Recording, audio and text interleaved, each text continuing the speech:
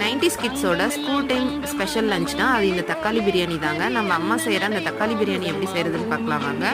ஒரு குக்கர் அடுப்பில் வச்சுட்டு கொஞ்சமாக வந்து எண்ணெய் ஊற்றிட்டு அதில் பிரியாணி எல்லாம் பட்டை லவங்கம் ஒரு ஏலக்காய் மட்டும் சேர்த்திட்டு கட் பண்ணி வச்சுருக்க 2 பெரிய வெங்காயம் 2 பச்சை மிளகாய் சேர்த்து நல்லா வணங்கினதும் அது கூடவே கொஞ்சமாக உப்பு 2 ஸ்பூன் இஞ்சி பூண்டு பேஸ்ட்டு சேர்த்து நல்லா வணக்கிடணும்.